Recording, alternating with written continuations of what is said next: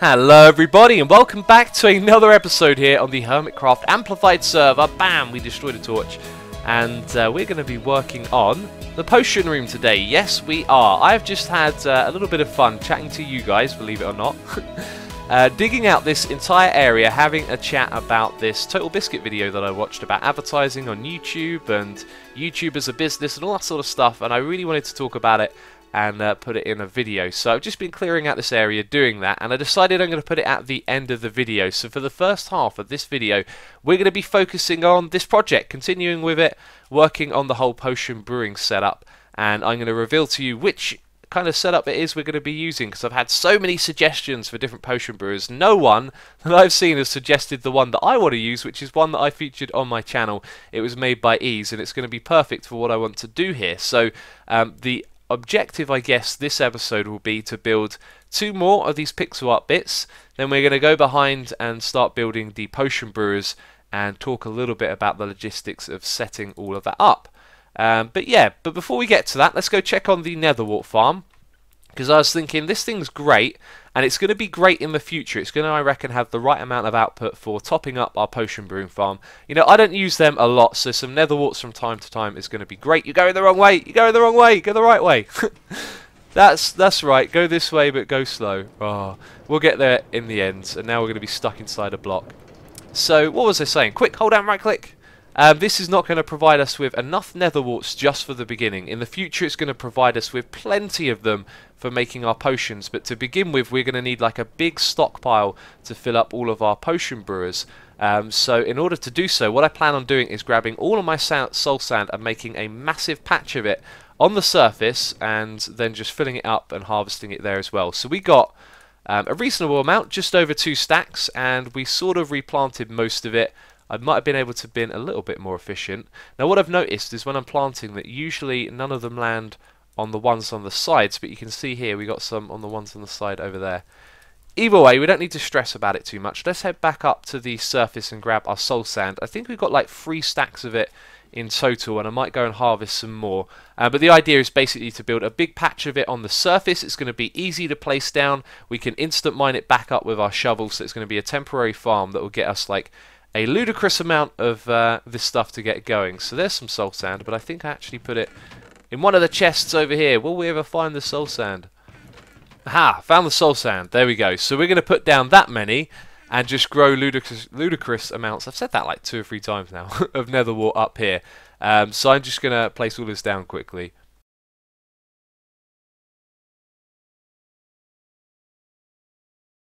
Alright, so we've got sugar in place, and on the far side we've got our glistering melon, although to me it doesn't look like it's glistering quite as much. Although you got the gold in there. I guess there's only so much you can do with these limited pixels, and these are probably the most useful and most commonly used ones that we've got all on one side over there, so it feels like that's the place to do it. You know, if ever you're going to fight a wither, you want to grab some potions, they're all on the same side, so I like that they're all grouped together. And now I'm looking at this and I'm thinking about access to the area behind, because what I was originally going to do is add some doors. I was going to put in the dark oak ones, like here and here, although you only need 1 per each thing. And there's a gap there as well. There's a gap there, but on the melon, oh, there's actually a gap on that one. And is there a gap over here? No, this is the one that doesn't have a gap.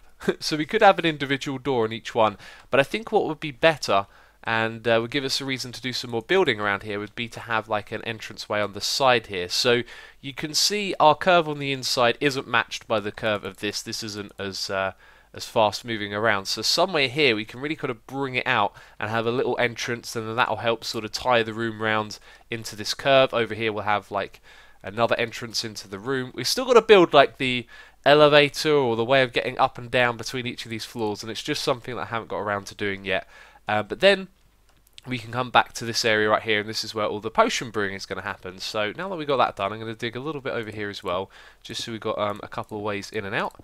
And I don't know if we'll work on this sort of entrance idea that I'm talking about over here immediately, but we're going to get to work right now on the potion brewer. So I've been harvesting some trees, getting some materials together, because we're going to need a lot of hoppers for this system. And look at that over there, it's absolutely getting massive. I wanted to show you something really cool though, because I put a bunch of wood into our sorting system and I observed something with it which is really cool, and it appears that the sorting system we have built is absolutely fantastic. It's silent, it works fast, efficiently, and so far seemingly flawless. With a few tests that I've done, a few items have come out the far side, but it does seem to be working good. So I dumped a load of wood into here, and it looks like all of that's gone into place, which is cool. So we're not going to need all of this jungle wood. We're going to chuck this extra bit right here into the sorting system, which is apparently running. That's odd. Did something get... Oh, look at that. Here's me praising it, talking about how good it is, and there's stuff stuck inside it. I'll have to look into that, I think. So yeah, this is blinking right here, and once those items are made their way around to the next bit, once they've gone all the way around, the next one starts blinking. So you can see the progress of the machine as it goes around. And once again, once they make their way across to the next bit, then there you go. Now that's a cool indication system right here. And let's say you've got your items in the fourth one right there.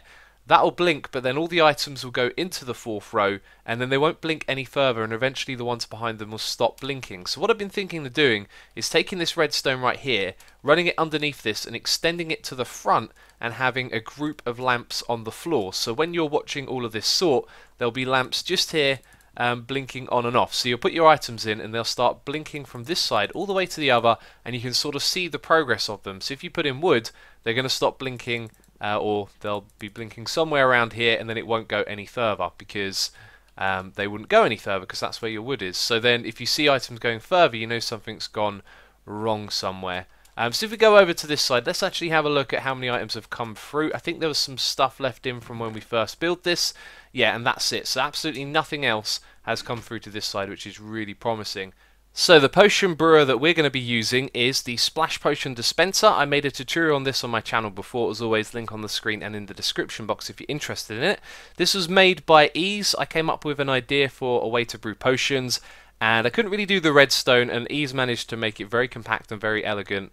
No surprise right there. We're going to go and have a look at it in a moment because it's behind here, but I do want to explain how it works. So the concept before was that you had a pressure plate, you stood on it, and a dispenser would splash you with a splash potion. So you could walk up to it, get the effect that you want, and then walk away. But the thing is, the machine is going to brew the potions whenever there's space for more. So you've got a little bit of storage. You know, let's say you jump on this a few times, you get a few potions, then it's going to start brewing some more, and it will stop once it's full up as well. So it's going to automatically brew when there's space in the buffer. So this is going to work for us because we can walk up to this, we can take even an entire chest of potions if we want to, and then it's going to get to work brewing some more and putting them into this system. So if we go around to the back, I can show you what's been built.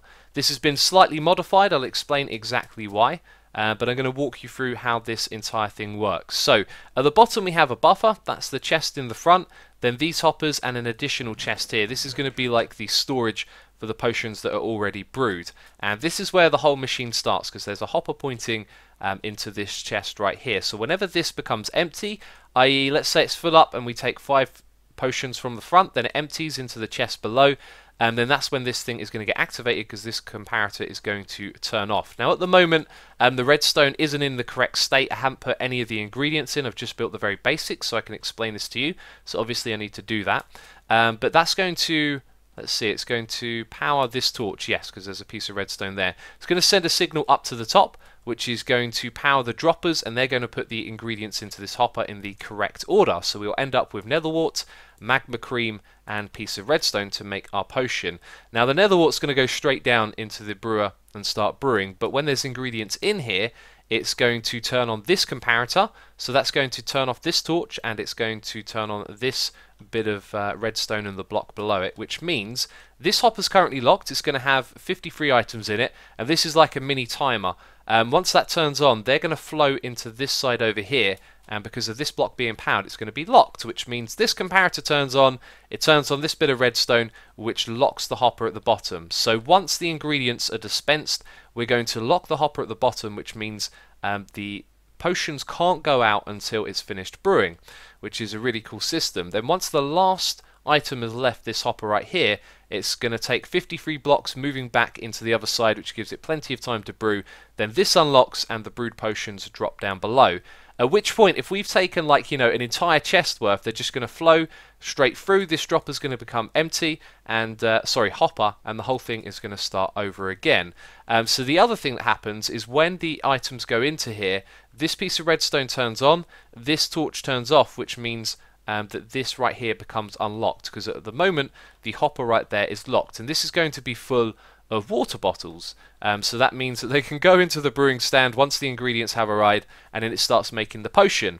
You know, once there's no ingredients in there, it locks it so that when the potions go down through the hopper into the bit below, no water bottles are going to leak into the system. It's very, very clever, and that's how the entire thing works. And there's one more thing to explain, which is previously this was a track with a minecart chest on top of it. You could do a trick where you stack lots and lots of minecart chests into the same place. You could have a hopper pointing into it, and that way you could store tons and tons of potions in the same spot. Now what we're going to do is create a central place where we fill up the water bottles. So it'd be like a little job we do from time to time. We come along, we fill up all of the water bottles, we put them into a chest, and they automatically get moved to a line of hoppers which is going to run above this entire contraption. Now at the moment what I'm thinking of doing is expanding this to a double chest just so there's a larger buffer here. But this is how the water bottles are going to come into the system. And like I said, a chain of hoppers going across. So what I'm going to do right now is put the ingredients in, test this system, make sure it works, show you in action, all that kind of stuff, and then we'll start building the other ones around it as well. So my plan is to get all 5 of them. I'm not sure if we're going to have enough time to hook up like the water dispenser at the top there, but maybe we'll be able to do that as well. But anyway, as I said, let's get this thing up and running. So this has been an absolute success. It is working. I'm really happy. It worked first time. Not surprised really, this is a solid build, it's kind of easy to rebuild as well, and I've done that 4 additional times. We now have 5 of these in total. You can see the other ones over there, they're looking pretty good. Now this is the only one loaded up with ingredients at the moment, and after my first test it worked straight away, it wasn't even a test. Let's see, what stage you're in now. About to make the lengthy fire resistance potions, so we can watch it in action. It lets them out, then it gives the ingredients, then it lets some new bottles in. Brilliant design, absolutely love it. I think Ease did a terrific job on this, and you can see we've brewed up quite a few potions already. So the situation with the ingredients is Nether warts, we're taking care of that. All of these things are going to be fully stocked up with those. Redstone we get from our witch farm, so all of that's good. And magma cream, I have absolutely tons of this stuff from the wither farm, believe it or not. Stacks and stacks, so I don't think that's ever going to be an issue. We can brew loads of this stuff over here. But this is all of the blaze powder I can spare at the moment. I do have a few more blaze rods, but it got me thinking that this project as a whole has incentivized us to work on some other projects, because I only have 11 gas tiers. That's not really enough. That's probably enough just to fill up the chest at the front. I'll take that. But not enough to leave the farm sort of running for when we come over here and take some potions. So we've been incentivized to create ourselves a ghast farm and also a blaze farm as well as a melon farm. So we'll probably build one up on the surface and like turn it into a tower or something like that. You know, build the classic melon pumpkin towers, which I absolutely adore. One of my favourite creations right there that we've done in Minecraft. So we've gotten off to a great start here. However, this project is going to be a long-term one. You see, we can't really jump into getting the rest of them set up because they require materials or items even that we don't have yet. So we're incentivized to make some other farms, as I said. The magma cream, by the way, what a great one to have done first, because those fire resistance potions are going to be so useful when you go into the Nether. And look at that, a chest already filled up, so we can just run by. Hey, I need some of those. There you go, grab them. There's loads in the buffer, and then it will start brewing them behind the scenes without you having to do anything. So at the moment, what I'm thinking about is decorating this room right here, just because we're probably going to spend a lot of time coming back and forth while we're working on these other farms and getting ingredients for them. Plus, I feel like this could benefit from having a cool sort of room design as well. So we would do the floors, the walls, the ceiling, and then I'm thinking we'll probably have like walkways above the ground as well, because this is the kind of height you want to be at when you go and inspect these things, and if you have to fix them or something happens or you need to refill them, whatever it is, I think some walkways would be really, really cool. So that's another thing to do. And of course we've got to do the water at the top. But as of right now, I've just sort of run out of time to work on this project today, and I recorded some little talky bits, as I talked about earlier in the video, for you to watch. So we're going to cut to that, and then we're going to come back in a minute, or many more for you. So I wanted to talk to all of you about an interesting topic that I sort of dived into a little bit recently through watching, another person's video. That person is Total Biscuit, and what I mean is it just got me thinking. It got me thinking about a lot of stuff, and I kind of wanted to talk to all of you about it. So this video was about advertising on YouTube. and it's specifically focused on advertising in the region of Let's Plays, gaming channels, reviews, all that kind of stuff. And I'm totally going to link to this video as well because I think a lot of you would find it interesting. And as soon as we get started on digging out this area, I realised that I need some torches, so let's go and find some.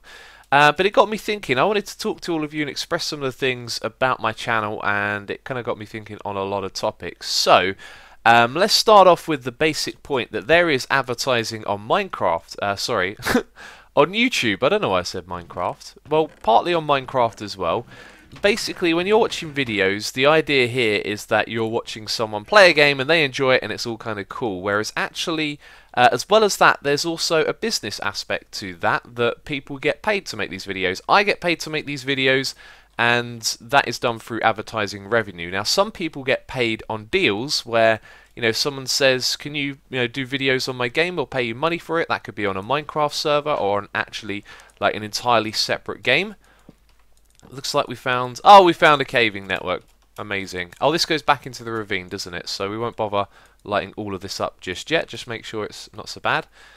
And yeah, so there's an exchange of money, and that is always going to influence things. But what is an important thing that I didn't realise is that there is, of course, advertising standards that have to be met, because as a person you have the right to know when you are being advertised to, and that is actually really important if you think about it. And I'll give you an example of exactly why. Now, let's say I go and start playing a new game like Tech, which I've been doing recently. A lot of you have been leaving comments saying, oh yeah, you know what, this game is awesome, I went and brought a copy.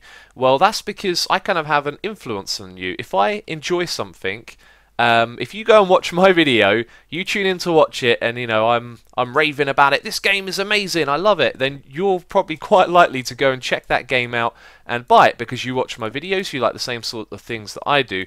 Now, if I was paid to make that video, then that would really change. Like, if you knew that I was being paid for it, that would really change your perspective on what was going on.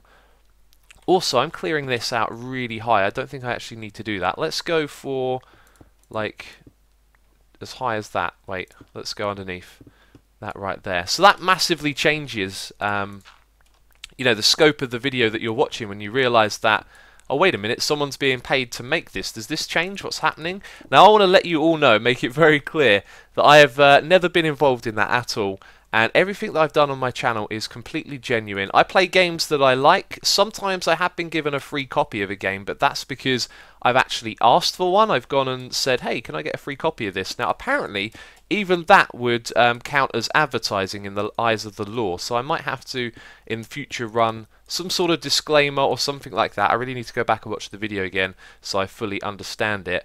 But because I've been given a copy, it means that I could have some sort of bias towards the game. Now, I always avoid stuff like that. I try to be as genuine as possible, and that's what I always want to do here on the channel. I want everything to be genuine. I never want to be playing games for money in a sense of an exchange of money, or that I do something for money. I play games that I like. I do things that I enjoy doing, and I make videos that I want to make to entertain all of you. And I get paid for that in the process, I guess, because of advertising revenue. But one thing that I started doing recently is I've been searching for games left, right and centre, because I'm a very fussy gamer. There's not a lot of games that I really enjoy. As you see, we just play Minecraft like every day, pretty much, here on the channel, as well as a few other games. And so I've been looking in places, and I've recently discovered that YouTube is like a hotbed for advertising and for deals where people make money for putting things in their videos. And I didn't like it when I first saw it, but my thoughts were, hey, if I'm going to go play a game and someone's offering you money to play it, then you take that money and, it was a game you were already going to play. So I've been looking in places, and I haven't found a single game, by the way, but I've found places where you can sign up as a YouTuber, and then they will literally just list offers with money and what you're required to do.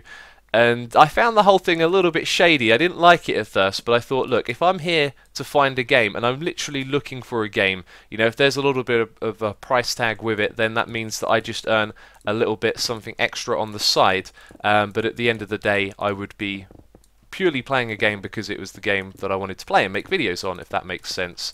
But the whole thing is really just sketchy, and I kind of find it interesting. I very much believe in money putting a price on people, on their morality, and I'm very aware of when that can happen to myself. Maybe not in like the harshest of ways, or like a a negative way, so to speak. Sometimes it can be in positive ways as well, and just, you know, it's not like, oh, you're a sellout. You know, you hear that attitude sometimes when people talk about what other people do when money's involved.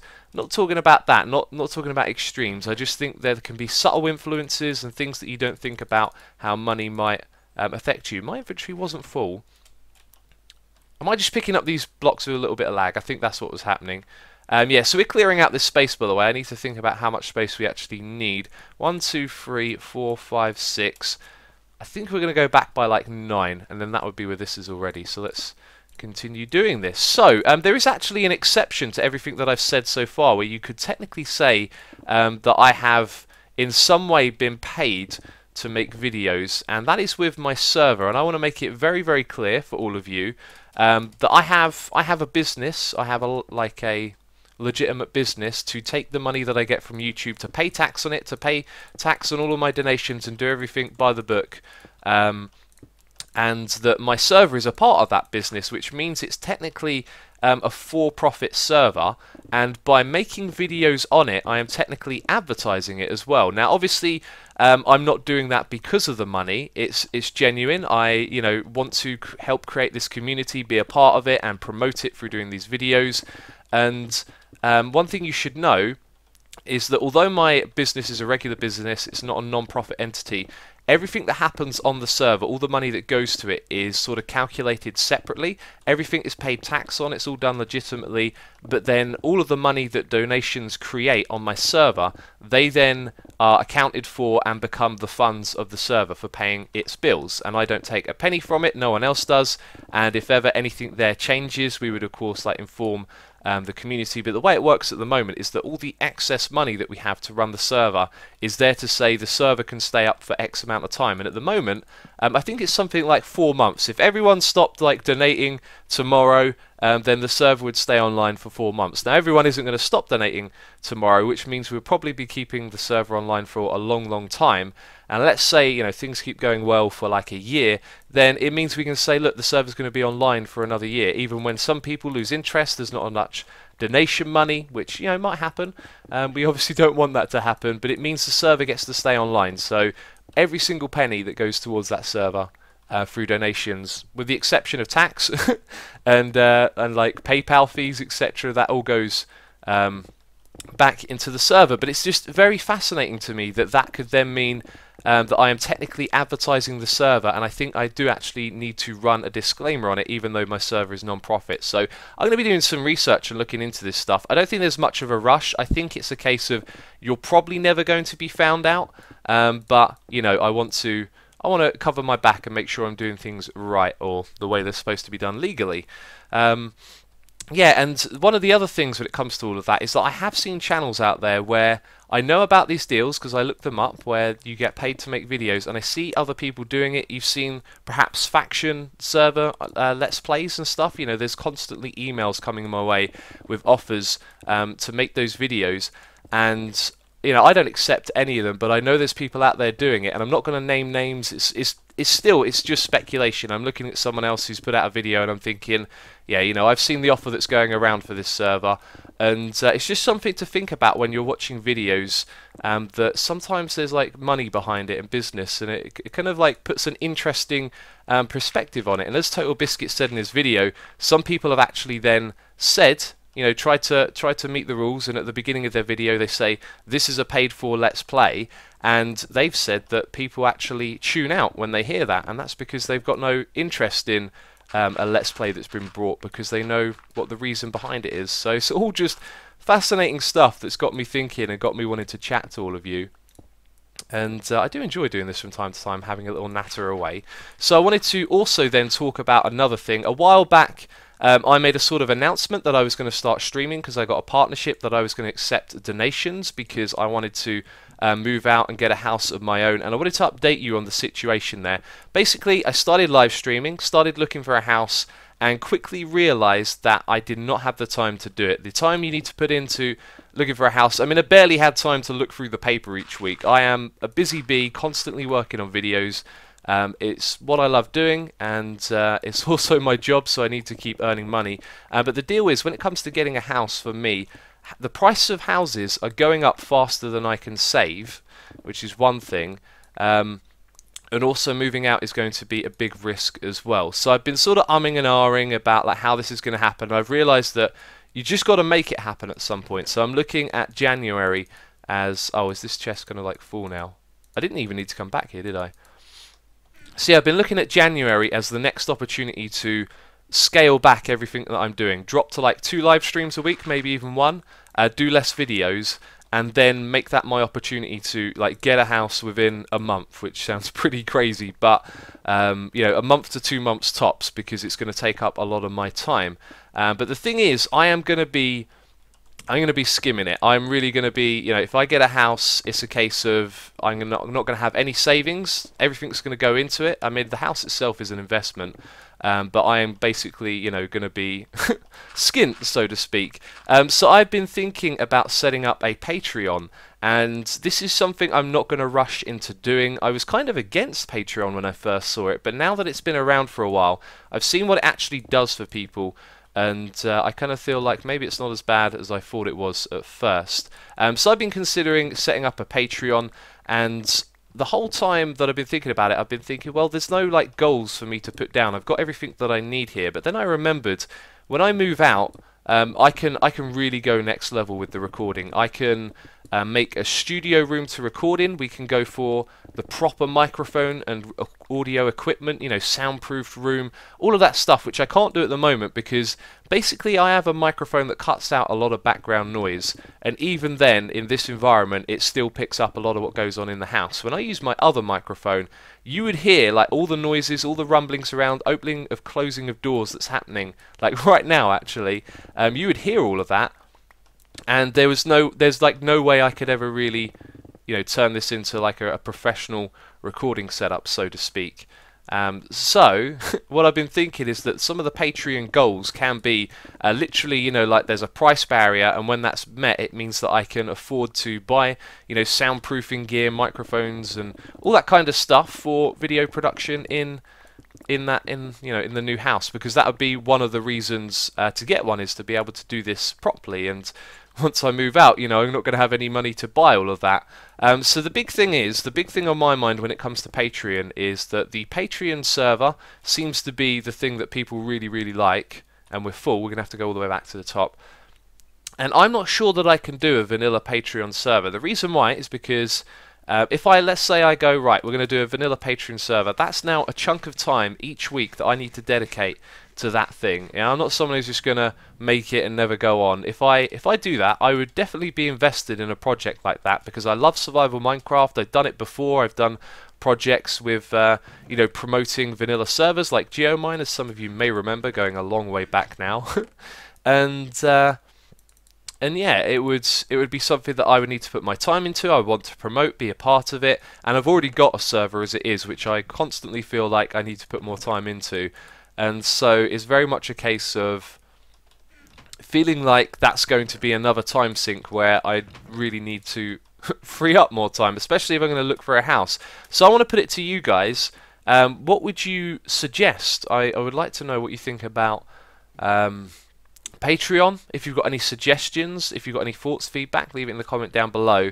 And what I could do as an alternative to a vanilla server. I think the vanilla server would be like the most exciting for me. I can't really think of anything else because, as I said, I love survival Minecraft and seeing what everyone can do in it. But you know, like, it would be a massive time sink, which I don't feel like I can afford. So I'll leave it with you guys. Feel free to leave some comments. We haven't had a right little natter here. 14 minutes of me chatting away.